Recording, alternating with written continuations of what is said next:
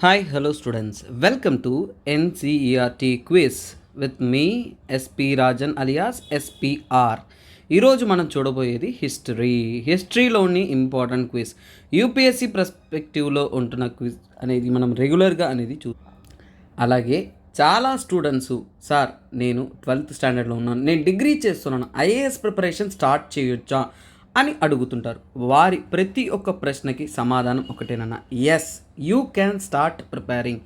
UPSC syllabus తీసుకోండి, అర్థం చేసుకోండి, తర్వాత ఎన్సీఆర్టీస్తో స్టార్ట్ చేయండి నాన్న. ఎన్సీఆర్టీలో మీ యూపీఎస్సీ తగినటువంటి సిలబస్ అనేది కంప్లీట్గా అనేది చాలా వరకు కవర్ అవుతుంది. అలాగే కవర్ అవ్వడంతో పాటు మీకు అర్థమయ్యేలా సబ్జెక్ట్ అనేది ఉంటుంది. సో అందుకే అద్భుతంగా ఉంటుంది. కానీ చాలా స్టూడెంట్స్ సార్ నేను తెలుగు మీడియం సార్, నేను తెలుగులో నాకు అర్థం కావట్లేదు సార్, అది ఇంగ్లీష్లో ఉంది సార్ అని కొందరు అడుగుతున్నారు. సో అలాంటి వాళ్ళ కోసం, అలాగే కొందరు సార్ నేను ఇంగ్లీష్ మీడియం అయినా కానీ పదాలు కఠినంగా అర్థమవడానికి ఇబ్బందిగా ఉంది, ఒక ఫ్లోలో వెళ్ళడానికి ఇబ్బందిగా ఉంది, క్లాసెస్ ఉంటే అద్భుతంగా ఉంటుంది అని అడుగుతున్నారు. సో వారందరికీ మేము ఇచ్చే సమాధానమే ఈ యొక్క ఎన్సీఆర్టీ ఫౌండేషన్ కోర్స్ నాన్న. ప్రారంభ దశలో ఉంటున్న విద్యార్థులు, అలాగే ప్రారంభ దశలో మీరు డిగ్రీ కంప్లీట్ అయ్యి ఐఏఎస్ స్టార్ట్ చేయాలి, ఎలా స్టార్ట్ చేయాలి అనే ఒక అపోహల్లో సిలబస్ అర్థం కాని పరిస్థితిలో ఉన్నారు అంటే మీకోసం మన ఎల్టీఎక్స్ క్లాసెస్ తరపు నుంచి అందిస్తున్న ఒక అద్భుతమైన కోర్సే ఈ యొక్క ఎన్సీఆర్టీ ఫౌండేషన్. జస్ట్ 10,000 రూపాయలు మాత్రమే కట్టి లైఫ్ టైం వ్యాలిడిటీ కలిగిన ఇలాంటి ఒక అద్భుతమైన కోర్స్ అనేది మీరు పొందవచ్చు నాన్న. ఈ యొక్క ఆఫర్ అనేది 15 ఏప్రిల్ వరకు అందుబాటులో ఉంటుంది. 5,000 రూపాయల దాకా మీరు తగ్గించుకునే అవకాశం అనేది ఉంటుంది. ఇంకా ఈ ఎన్సీఆర్టీ కోర్స్ సంబంధితమైన డౌట్స్, ఇతర ఏ కోర్స్ సంబంధితమైన డౌట్స్ ఏమన్నా ఉన్నా కానీ ఈ కాంటాక్ట్ నెంబర్ని రీచ్ అవ్వండి నాన్న. సో అలాగే సార్ నాకు ఎన్సీఆర్టీ ఒకటి ఉంటే సరిపోదు, ప్రతి ఒక్క సబ్జెక్టు కావాలి, కంప్లీట్ ఐఏఎస్ ప్రిపరేషన్ చేయాలి అనుకుంటున్నారా? మీకు కూడా ఒక అద్భుతమైన అవకాశం. 5,000 రూపాయల చొప్పున నెలసరి కట్టుకుంటూ 5,000 రూపీస్ మాత్రమే, జస్ట్ 5,000 రూపీస్తో మీ యొక్క యూపీఎస్సీ కళలను నెరవేర్చుకునే మీ యొక్క కోర్స్ అనేది మీరు స్టార్ట్ అవ్వచ్చు. కొత్త బ్యాచెస్ అనేది మనం లాంచ్ చేస్తూ ఉన్నాం. ఆన్లైన్ మీడియంలోను, ఆఫ్లైన్ మీడియంలోను మనం లాంచ్ చేస్తున్నాం. కాబట్టి ఆన్లైన్ తరహాలో నేర్చుకోవాలి అనుకుంటున్న విద్యార్థులు 60,000 రూపీస్ మీరు పే చేసి మీరు కోర్స్ అనేది ప్రారంభించవచ్చు అన్నమాట. అంటే ఆన్లైన్ పద్ధతిలో 60,000 వన్ టైం పేమెంట్, నెలసరి కట్టుకుంటారు అనుకున్నా కానీ 5,000 రూపాయల చొప్పున మీరు కట్టుకోవచ్చు. అలాగే హైదరాబాద్ మరియు వైజాగ్లో మన యొక్క అద్భుతమైన ఆఫ్లైన్ క్లాసెస్ అనేది అందుబాటులో ఉన్నాయి. క్లాస్ ఎన్విరాన్మెంట్లో క్లాస్లో కూర్చొని టీచర్స్ చెప్పేది వింటూ, నోట్స్ రాసుకుంటూ, ఇంటరాక్టివ్గా నేర్చుకుంటూ మీ ప్రిపరేషన్ అనేది మీరు అద్భుతం చేయవచ్చు. ఆ కోర్స్ ఫీజ్ అనేది మీకు 70,000 రూపీస్ నాన్న. సో ఎక్కడ కూడా ఏంటంటే మనకి డిస్కౌంట్స్ ఇవన్నీ కూడా అందిస్తూ ఉంటాము. So kindly keep following. అలాగే మీకోసం ఇది మాత్రమే కాకుండా ఇంకా అద్భుతమైన కోర్సెస్ అనేది మన ఎల్టీఎక్స్ క్లాసెస్ తరపు నుంచి స్టూడెంట్ పర్స్పెక్టివ్లో క్వాలిటేటివ్గా తూచా తప్పకుండా మనం అద్భుతంగా అనేది అందిస్తున్నాం. తెలుగు రాష్ట్రాలలో బెస్ట్ ఎవర్ క్వాలిటీగా యూపీఎస్సీ సబ్జెక్ట్స్ అందిస్తున్న ఛానల్ ఇది అంటే అది మన ఛానలే అంటారు నాన్న. అలాగే చూడండి, మీరు కరెంట్ అఫైర్స్ ప్రిపేర్ అవ్వాలి అనుకుంటే అల్టిమేట్ కరెంట్ అఫైర్స్ కోర్స్ కూడా 5,000 రూపాయలకి అందుబాటులో ఉంది. నేనే పొద్దున 8 గంటలకి రెగ్యులర్గా మల్టిపుల్ ఎలిమెంట్స్ని తీసుకొని మీకు కోర్స్ అనేది అందిస్తున్నాను. ఇవి మాత్రమే కాదు, మీరు ఆప్షనల్ ప్రిపేర్ అవ్వాలి అనుకుంటున్నారా? అందుకు కూడా అవకాశం ఉందన్న. మన వద్దున PSIR, pub ad, sociology, anthropology, Telugu literature లాంటి అద్భుతమైన ఆప్షనల్స్ అనేది చూడండి 30,000 రూపీస్కి అందుబాటులో ఉంది. సో ఇది మీరు 5,000 నెలసరి కట్టుకుంటూ కూడా ఈ ప్రిపరేషన్స్ అనేది మీరు ప్రారంభించవచ్చు. వ్యాలిడిటీ మాత్రం 15th ఏప్రిల్ వరకు మీకు అందుబాటులో ఉంటుంది. ఇలాంటి ఒక అద్భుతమైన అవకాశం అనేది మీకు లిమిటెడ్ టైం వ్యాలిడిటీ మాత్రమే ఉపయోగించుకోగలరు. అలాగే ఇది సరి అయిన సమయం. ఎవరైతే యూపీఎస్సీ కళలతో ఉంటున్నారా, మీరు పేరెంట్సా, మీరు స్టూడెంట్సా, మీ ఫ్రెండ్స్కి చెప్పాలనుకున్నా, మీ బ్రదర్స్ చెప్పాలనుకున్నారా, ఇది సరైన సమయము. ఎందుకంటే 2024లో మీరు మీ కలలు నెరవేర్చుకోవాలి, మీరు యూపీఎస్సీ అటెంప్ట్ ఇవ్వాలి, గట్టిగా ప్రిపేర్ అవ్వాలి అంటే మీకు తగిన సమయం ఇదేనండి. ఈ ఏప్రిల్ మంత్లో మీరు కానీ స్టార్ట్ చేశారు అంటే మీకు తగినటువంటి ఒక సంవత్సర కాలం అనేది ఉంటుంది. సిలబస్ కంప్లీట్ చేసే అవకాశం అనేది ఉంటుంది. మీరు లేట్ చేసే కాలాన్ని బట్టి మీ యొక్క సక్సెస్ రేట్ కూడా తగ్గుతుందన్న. ఎందుకంటే తక్కువ కాలంలో చదివి సాధించే ఎగ్జామ్ కాదు. అలాగే ఈ వీడియో మీరు వింటున్నారంటే మీరందరూ కూడా అద్భుతమైన సక్సెస్ సాధించి యూపీఎస్సీ సక్సెస్ఫుల్ అవ్వాలని మనస్ఫూర్తిగా కోరుకుంటూ ఈ వీడియో మనం ప్రారంభిస్తామండి. సో ఇక్కడ ఈరోజు ఏంటంటేనన్నా సో హిస్టరీ సంబంధితమైన ఎన్సీఆర్టీ చాప్టర్స్ మీరు చదువుతున్నారంటే అందులో యూపీఎస్సీలో క్వశ్చన్స్ ఎలా అడుగుతారు అనే విషయాన్ని మనం అర్థం చేసుకుని వాటిని అనుసరించి క్వశ్చన్స్ అనేది మనం చూస్తున్నాం. సో ఇందులో చూడండి, ఇక్కడ ఫస్ట్ క్వశ్చన్ ఏంటంటే ద టర్మ్ కుల. సో ఇప్పుడు టర్మ్ అన్న వెంటనే మీకు ఇంకొక విషయం తెలుసుకోవాలి. యూపీఎస్సీ క్వశ్చన్స్లో ఇది ఒక కొత్త ఫార్మేట్ అన్నమాట. యూపీఎస్సీలో ఈ మధ్య కాలంలో టర్మ్స్ అంటే కొన్ని పదాలు ఇచ్చి వాటికి రిలేటెడ్ కంటెంట్ని మనం కనుక్కోవాలి. సో ఇక నుంచి మీరు ప్రిపేర్ అయ్యేటప్పుడు ఏదైనా కానీ సింగిల్ టర్మ్స్ వచ్చినా కానీ అంటే ఏంటి అనేది మీ బ్రెయిన్లో ఒక్కసారి ప్రశ్నించుకోండి అన్న. So terms type of questions వస్తున్నాయి కాబట్టి ప్రతి స్టూడెంట్కి నా తరపు నుంచి అడ్వైస్ ఏంటంటే ఇక్కడ నుంచి ఏ పదం చదివినా అంటే ఏంటి అనే ఒక ప్రశ్న మీ మనసులో తెచ్చుకొని మీ ప్రిపరేషన్ని కొనసాగించండి. ఖచ్చితంగా అది మీకు ఉపయోగపడుతుంది. ఎగ్జామ్లో మీరు సక్సెస్ అవ్వడానికి సక్సెస్ రేట్ అనేది పెరుగుతుంది. ఈ మధ్య 10% కంటే ఎక్కువ క్వశ్చన్స్ అనేది ప్రిలిమ్స్లో ఇలాంటి క్వశ్చన్స్ అడుగుతున్నారు.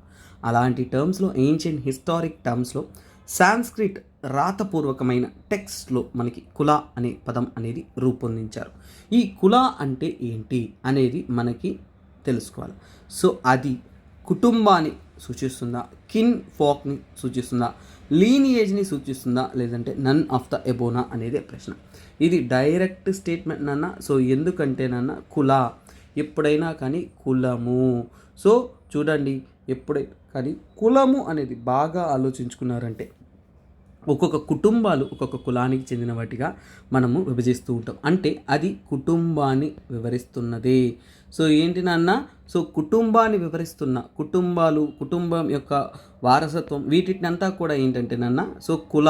ఓకేనా. సో ఎందుకంటే ఒక కుటుంబానికి చెందినవారు ఒకే కులానికి చెందిన వారు అయి ఉంటారు. అలాగే ఆ కులమే మళ్ళీ మళ్ళీ మళ్ళీ మళ్ళీ కంటిన్యూ అనేది అవుతుంది. మరి లీనియేజ్ అంటే ఏంటి సార్? లీనియేజ్ అంటే వంశము.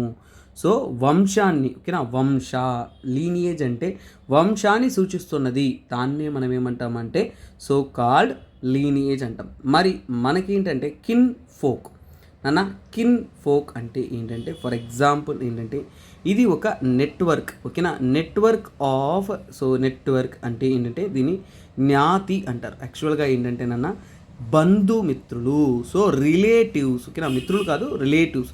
బంధుత్వాలను కలుపుకుంటూ చెబుతున్న ఒక విషయాన్ని మనం ఏమంటామంటే కిన్ ఫోక్ అని అంటాం. ఫర్ ఎగ్జాంపుల్ ఏంటంటే రిలేటివ్స్గా మనం డిఫైన్ చేస్తాం. అంటే రిలేటివ్స్ అంటే అది ఒక నెట్వర్క్ లాగా కదా నాన్న. ఎందుకంటే మీ బంధుత్వాన్ని మీరు ఆలోచించారంటే మామ, బావ, చిన్నాన్న, పెద్దన్న ఎన్నెన్నెన్నో బంధాలు, దూరపు బంధువు, దగ్గర బంధువు, అంటే అది ఒక చైన్ నెట్వర్క్ లాగా అలా కొనసాగుతూనే పోతూ ఉంటుంది.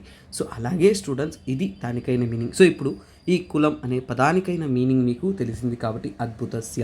అలాగే స్టూడెంట్స్ మీకు ఇంకొక ముఖ్యమైన విషయం, నా టీచింగ్ అని నా క్లాస్ కానీ నచ్చిందంటే తప్పకుండా కమెంట్ సెక్షన్లో కమెంట్ చేయండి. తరువాత మీరు నేను చెప్పిన క్లాసెస్ ద్వారా మీరు ఎల్టీఎక్స్లో జాయిన్ అవుతున్నారు అంటే అది కూడా మెన్షన్ చేయండి. ఎస్పీఆర్ సార్ క్లాస్ చూసాము, తర్వాత మేము జాయిన్ అవుతున్నాం అనే మాట కూడా మీరు మెన్షన్ చేయండి. So that will be known. ఓకేనా. సో తర్వాత కంటెంట్లోకి మనము వెళ్తాం. సో నెక్స్ట్ క్వశ్చన్ ఏంటంటే see here, consider the following places in Kuru Panchala.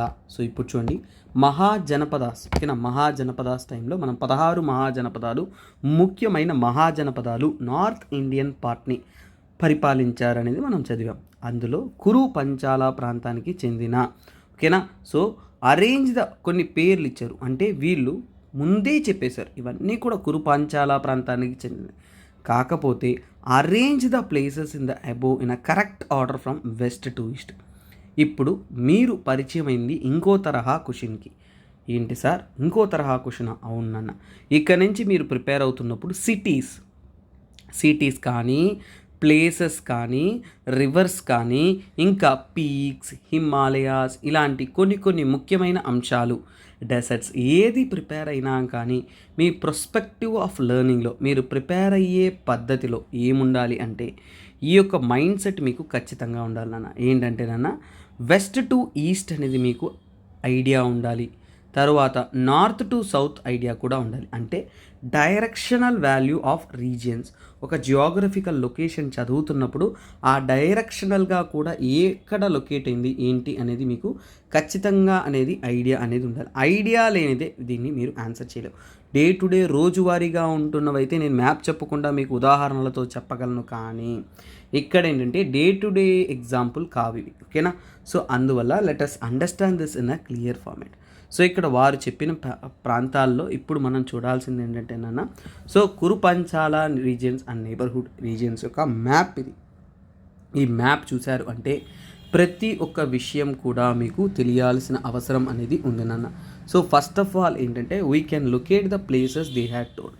First మనం ఏంటంటే వాళ్ళు టాప్కి ఇచ్చింది కౌసంబి. సో కౌసంబి ఎక్కడుంది మార్క్ చేస్తాను, తర్వాత చూడండి, ఓకేనా. I will change the colour. So ఇక్కడ చూడండి కౌసంబి ఇది నాన్న. కౌసంబి మొట్టమొదటి ప్లేస్. సో ఇది 1.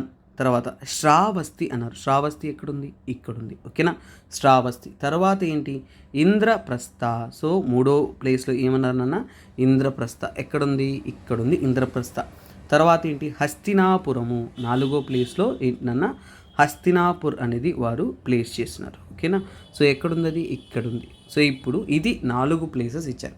సో ఇప్పుడు మీకు తెలుసు కాబట్టి ఈజీగా చెప్పగలరు, ఓకేనా.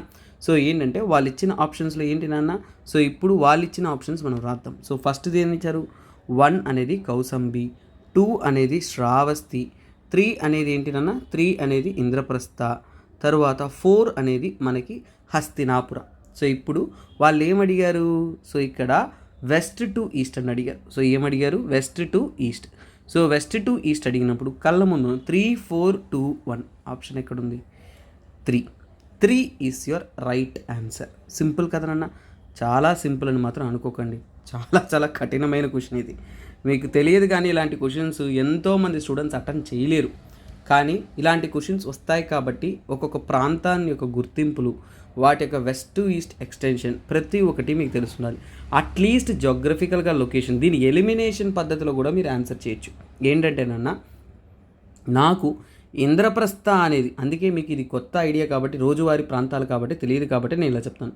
ఇంద్రప్రస్థ అనేది కురు ప్రాంతానికి చెందిందని తెలుసు, కురు అనేది వెస్టర్న్ మోస్ట్ ప్లేస్ అని తెలుసు. ఈ యొక్క పాయింట్ నాకు తెలిస్తే చాలు, డైరెక్ట్గా I will eliminate this fellows, I will go for option 3. కొన్ని చాలా చాలా ఈజీ క్లూస్ ఉంటాయి నాన్న. క్వశ్చన్ కఠినము, ఆన్సర్ చేయలేము అనుకుంటాం, మనకి తెలియనటువంటి వరకే అది కఠినం. కానీ నేను చెప్పాను కదా ఎలిమినేషన్ పద్ధతిలో ఇంద్రప్రస్థ అనేది వెస్టర్న్ మోస్ట్ పార్ట్ వస్తుందంటే ఈజీగా అనేది నేను ఆన్సర్ చేసేయగలను, ఓకేనా.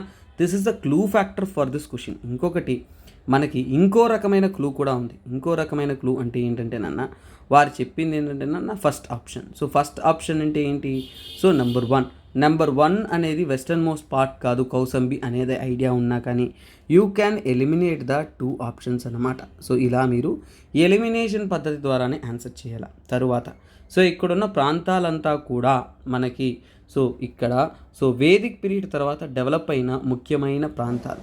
సో వీటిని మనం గుర్తించుకోవాలి. చూడండి, కురు ప్రాంతం అనేది వెస్టర్న్ మోస్ట్ పార్ట్, మత్స్య కూడా వెస్టర్న్ మోస్ట్ పార్ట్, ఇక్కడ విరాట ఉంటుంది, శూరసేన అనేది ఒక రీజియన్, వత్స ఇవన్నీ కూడా మనకి మహాజనపదుల కాలం నాటివి, కోశల, అయోధ్య, తర్వాత మల్లా రాజ్యం, సఖ్య, కపిలవస్తు, లుంబిని, పావ, తర్వాత కుషినగర, వైశాలి, పాటలిపుత్ర. ఈ పాటలిపుత్ర ప్రస్తుతం ఉంటున్న పాట్నా అన్నమాట, బోధ్గయ. ఇవి చూడండి గంగా మరియు ఇతర ప్రాంతాల్లో. సో ఇప్పుడు మీకు ఈజీగా గుర్తుండే ప్రాంతం ఏంటంటే అవంతి మరియు ఉజ్జయిని అనేది మధ్యప్రదేశ్కి వెస్టర్న్ సైడ్లో, గ్వాలియర్ ఇంకా కొద్దిగా సౌత్ వెస్ట్ డైరెక్షన్లో అనేది లొకేట్ అయి ఉంటుంది. సో కొద్దిగా వింధ్యన్ రేంజెస్కి కొద్దిగా నార్త్ మాల్వా ప్లాట్యూ పక్కన ఉంటుంది.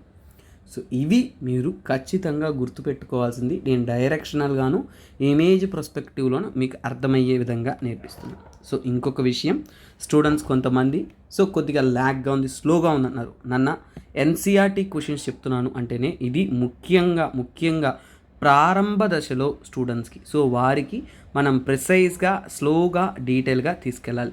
సో ఒకవేళ మీరు ఆల్రెడీ ప్రిపేర్డ్ కానీ ఎంసీక్యూస్ బాగున్నాయని వీడియో చూసినా అంటే మీకు నా తరపు నుంచి రిక్వెస్ట్ ఏంటంటే కొద్దిగా ఫాస్ట్ ఫార్వర్డ్, యూట్యూబ్లో ఫాస్ట్ ఫార్వర్డ్ ఉంటుంది కదా, 1.5 కానీ అలా పెట్టుకొని మీరు ప్రిపేర్ అవ్వండి నాన్న, దట్ విల్ హెల్ప్ యూ. అలాగే మీ యొక్క సర్కిల్లో ఎవరైనా కానీ యూపీఎస్సీ క్వశ్చన్ ఎలా వస్తాయి, ఎలా ప్రిపేర్ అవ్వాలి అనే అపోహలు, డౌట్స్తో ఉన్నారంటే వారికి మన వీడియో రికమెండ్ చేయండి. ఎందుకంటే మీ వ్యూస్ పెరిగే కొద్దీ మనం తప్పకుండా ఇలాంటి వీడియోస్ అనేది రెగ్యులర్గా చేసే అవకాశం అనేది ఉంటుంది. ఓకేనా? Next question, consider the following statements.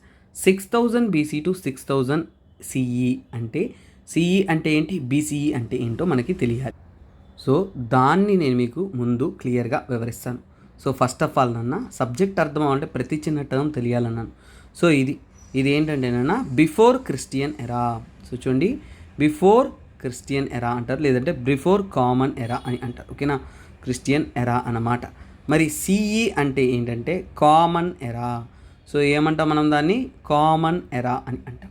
ఎందుకంటే చూడండి, ఏడి అది వేరు నాన్న. సో మనం బీసీ ఏడి అంటాం, అవి వేరు. బట్ ఇక్కడ చూడండి, సో ఇక్కడ బీసీఈ అంటే బిఫోర్. సో చూడండి, బిఫోర్ జీసస్ క్రైస్ట్ అన్నట్టు. ఓకేనా? దాన్నే బిఫోర్ క్రిస్టియన్ ఎరా అని అంటారు. లేదంటే ఏంటంటే సో బిఫోర్ కామన్ ఎరా అని అంటారు. సో అదేవిధంగా సిఈ అంటే ఏంటంటేనన్న, సో సిఈ అనే దానికి మీనింగ్ ఏంటంటే కామన్ ఎరా అని. సో ఇప్పుడు స్టూడెంట్స్కి మళ్ళీ సార్ ఓన్లీ బీసీ అంటే ఏంటి సార్? సో ఇది ఏంటంటేనన్న బిఫోర్ క్రైస్ట్. ఓకేనా? సో బీసీ అన్నా కానీ బీసీఈ అన్నా కానీ రెండు ఒకటే సూచిస్తుంది. దాన్ని మనం ఏమంటే బిఫోర్ క్రైస్ట్ అంటాం. రెండింటిని కూడా ఒకేలా మనం ఇండికేట్ చేయడానికి ఉపయోగిస్తాం. తర్వాత సిఈ అన్నా కానీ ఏడి అన్నా కానీ ఒకటి. సో ఏడి అంటే ఏంటంటే అన్నో డొమినో. ఓకేనా? అన్నో డోమిని అంటారు. ఓకేనా? అన్నో డోమిని అంటే ఏంటంటే in the year of lord అనేది దానికి మీనింగ్. అంటే ఏంటి, సో దేవుడు జన్మించిన తర్వాత, అంటే క్రిస్టియన్ ఎరా కాబట్టి సో అప్పటి నుంచి అన్నో డోమిని అంటే జీసస్ క్రైస్ట్ పుట్టినప్పటి నుంచి ఇప్పటిదాకా అంటే తర్వాత అనేది. సో ఇది అన్నో డోమినోకి full meaning.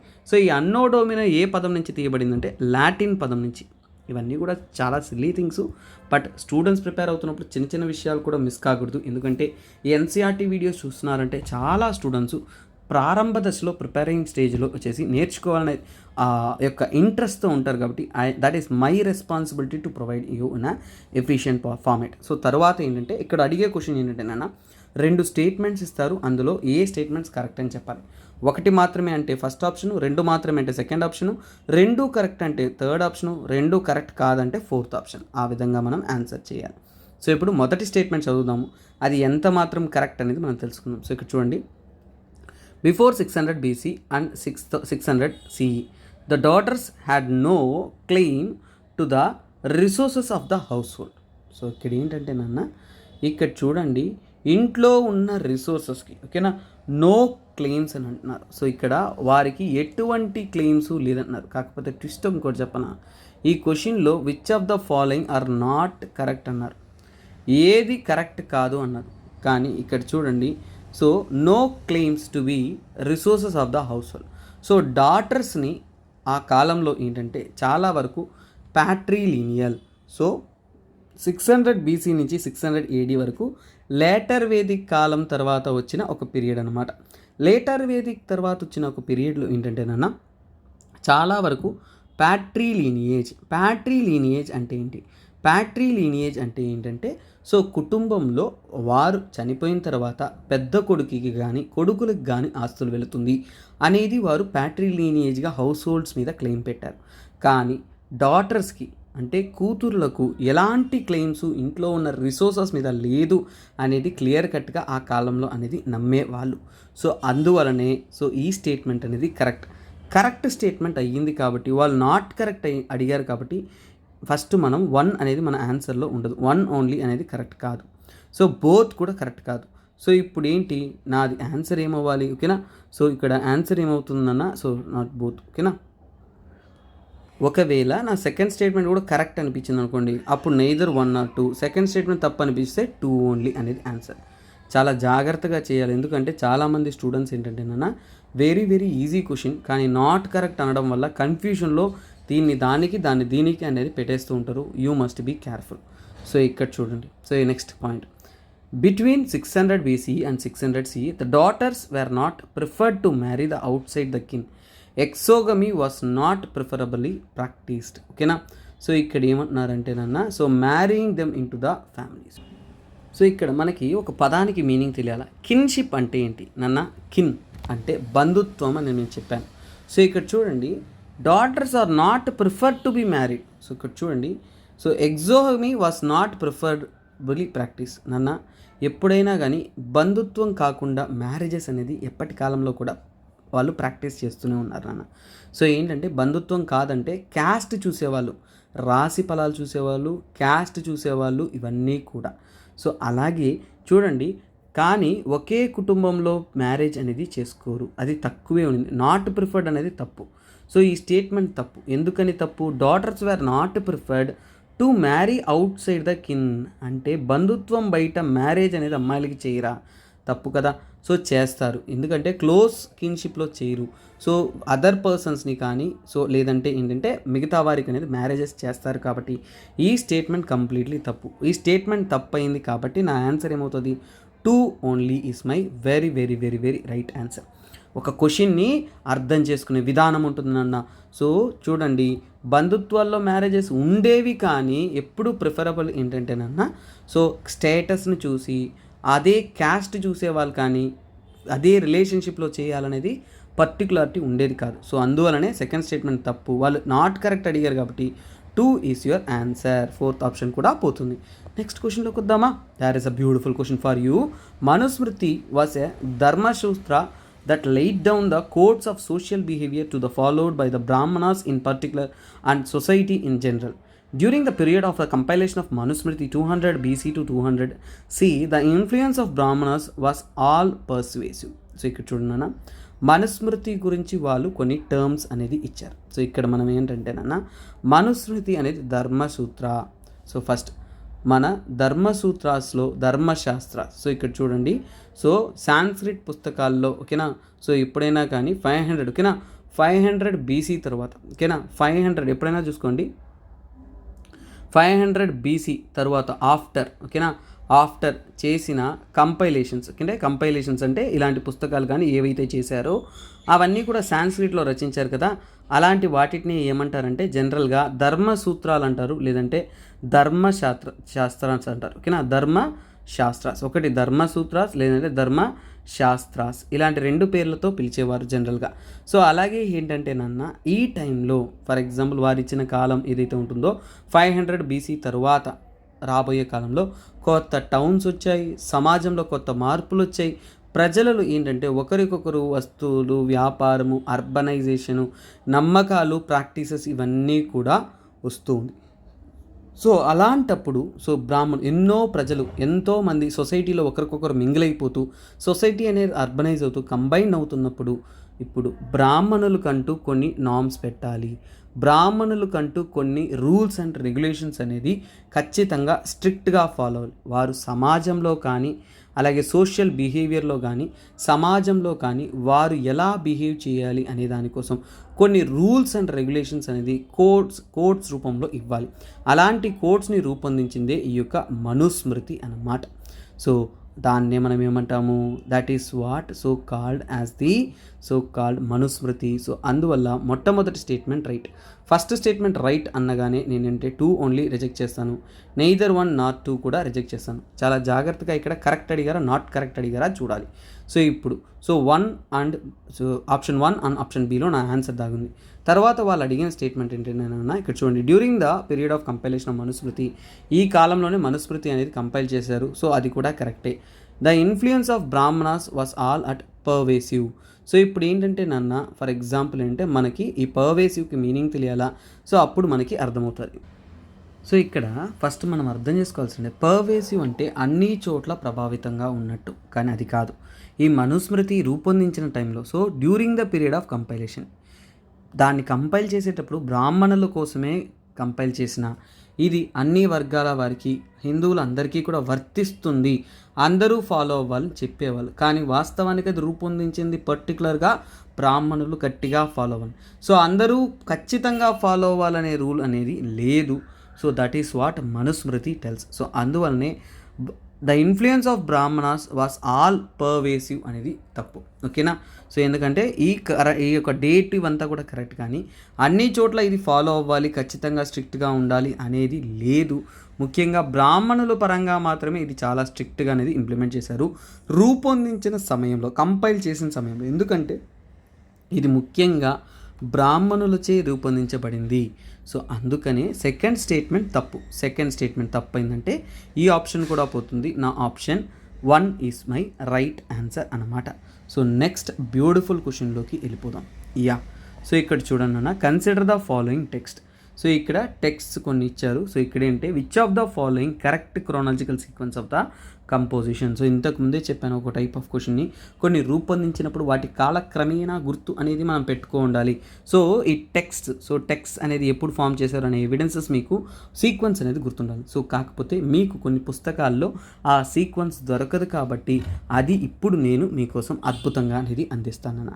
First of all, so ఇక్కడ వారిచ్చిన ఆప్షన్స్ ఏంటంటే మనుస్మృతి సాంస్క్రిట్లో, ఓకేనా, అష్టాధ్యాయి తర్వాత పనినిచే రచింపబడింది, త్రిపిటక పాలీలో రచింపబడింది, చారక సుశ్రుత సంహిత సాంస్క్రిట్లో రచింపబడింది.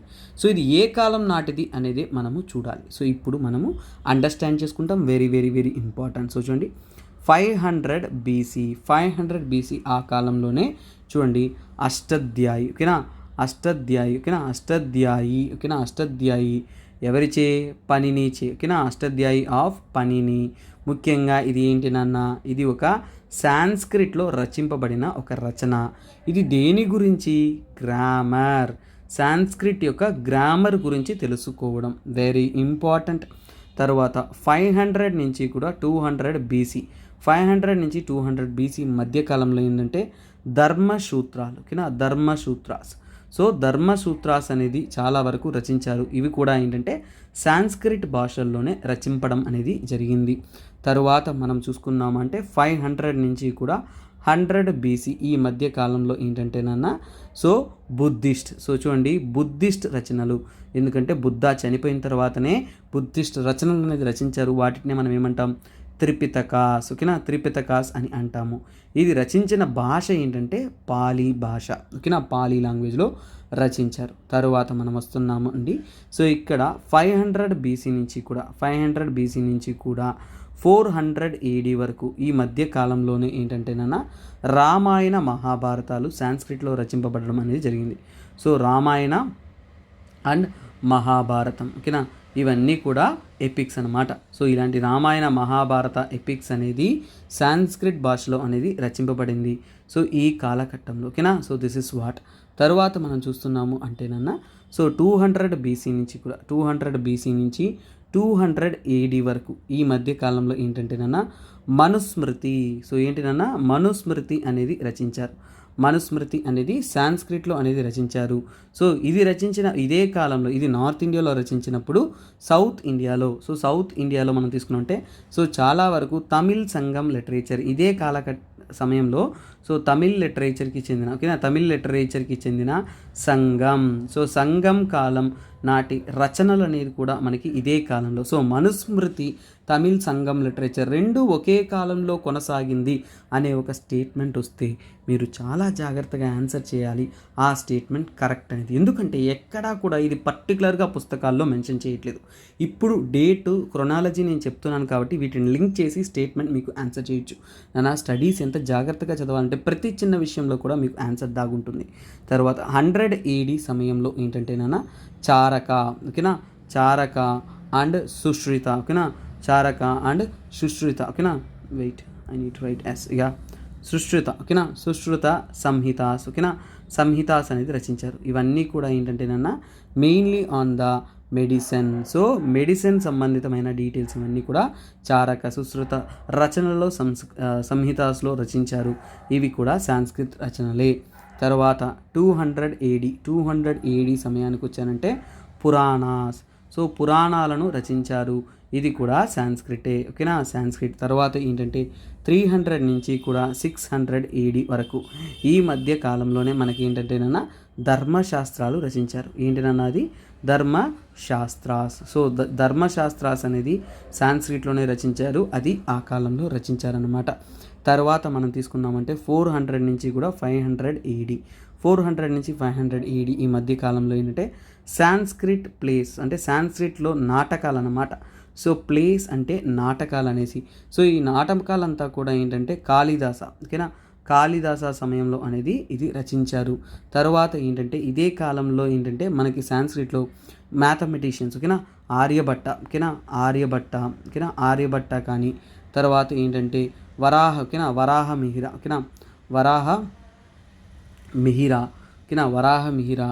తర్వాత ఇంకా కొన్ని జైన్ వర్క్స్ అనేది కూడా కంపైల్ చేశారు. సో ఆర్యభట్ట అంటేనే మ్యాథమెటిక్స్, ఓకేనా. సో మ్యాథమెటిక్స్ ఇలాంటివన్నీ కూడా ఇందులో స్టడీ చేయడం జరిగింది. అలాగే ఆస్ట్రానమీ ఇలాంటి స్టడీస్ కూడా ఇది చేయడం జరిగింది. ఇది కాలక్రమేణా మనం చూసింది. సో ఇప్పుడు మీకు ఒక టర్మ్ మీకు చాలా అద్భుతంగా అర్థమవుతుంది. ధర్మశాస్త్రాలు అనేవి చూడండి, ధర్మసూత్రాలు అనేవి ధర్మశాస్త్రాస్ కన్నా కానీ పురాతనమైనవి అనేది మనకు అర్థమవుతుంది. సో ఇప్పుడు మనకి ఇచ్చిన స్టేట్మెంట్స్ చూద్దాం. చారక సంహిత ఇవి. సో చారక సంహిత ఏ కాలం నాటిది? 100 AD కాలం నాటిది, అవునా. సో అలాగే వారి ఇచ్చిన దాంట్లో మనుస్మృతి. సో మనుస్మృతి అనేది 200 నుంచి 200. సో ఇప్పుడు కాలాన్ని రాస్తా చూడండి మీకు ఆన్సర్. సో ఇదేంటి 200 BC నుంచి కూడా 200 AD వరకు, అవునా. సో అష్టాధ్యాయి పనిని, ఓకేనా, పనిని రచించింది ఎప్పుడు అంటే 500 BC, చాలా చాలా ఓల్డ్. సో తర్వాత త్రిపిటకాస్ ఎప్పుడు రచించారు? త్రిపిటకాస్ అనేది ఏంటంటే 500 నుంచి కూడా ఏంటంటే 100 BC మధ్యలో. తర్వాత చారక సంహిత ఇవన్నీ కూడా ఏంటంటే వెరీ వెరీ వెరీ లీటర్ అంటే 100 AD. సో ఇప్పుడు నాకు క్లియర్ కట్గా కనిపిస్తుంది ఏంటంటే ఓల్డెస్ట్ అనేది పనిని. సో అందువల్ల 2 అనేది ఫస్ట్ ఆప్షన్లో ఉండాలి. సో అప్పుడు ఈ రెండు నేను ఎలిమినేట్ చేస్తున్నాను. సో ఇప్పుడు 2 ఉండాలి. 2 తర్వాత ఏంటి త్రిపిటకాస్. సో ఈ రెండిట్లో కూడా అలాగే ఉంది. సో ఇప్పుడు ఏంటంటే చారక సంహితాస్ ఓల్డా, మనుస్మృతి ఓల్డా అనేది మనం చూడాలి. సో చూడండి, మనుస్మృతి అనేది అంతకన్నా పురాతనమైంది. So option 4 is your right answer. ఎందుకంటే చారక సంహిత ఇవి ప్రారంభించడానికి ముందే మనుస్మృతి అనేది ప్రారంభమైపోయింది. సో మీ ఆప్షన్ అనేది 4. సో 2 ఎలిమినేట్ చేస్తే option 4 is your right answer. So ఇవి చాలా కఠినమైన క్వశ్చన్స్ చదివేటప్పుడు, ప్రిపేర్ అయ్యేటప్పుడు కూడా వెరీ వెరీ డిఫికల్ట్. అంతే క్లియర్గా చదివినప్పుడు మీకు అర్థమవుతుంది అన్నమాట. ఓకే గైస్, సో అలాగే మన యొక్క అద్భుతమైన NCERT ఫౌండేషన్ కావాలి అనుకున్నారంటే మర్చిపోవద్దు, త్వరగా తీసుకొని ప్రిపేర్ అవ్వండి. అలాగే కాదు సార్ నాకు ఫుల్ ప్రిపరేషన్, ఫుల్ కోర్స్ కావాలంటే మన ఫుల్ కోర్సెస్ కూడా ఆఫ్లైన్ పద్ధతిలో, ఆన్లైన్ పద్ధతిలో అవైలబుల్ ఉన్నాయి.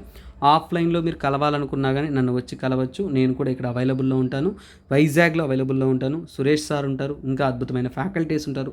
మీరు డైరెక్ట్గా ఇంటరాక్ట్ అయ్యే అవకాశం అనేది ఉంటుందన్న. This is the beauty of our LTX family. మీరు మన LTX ఫ్యామిలీలో ఒకటి అవ్వాలనుకుంటున్నారంటే త్వరపడండి. Bye, take care, have a nice day. నేను మీ SPR signing off. I will join you later the beautiful session అన్న. Bye, take care, have a nice day.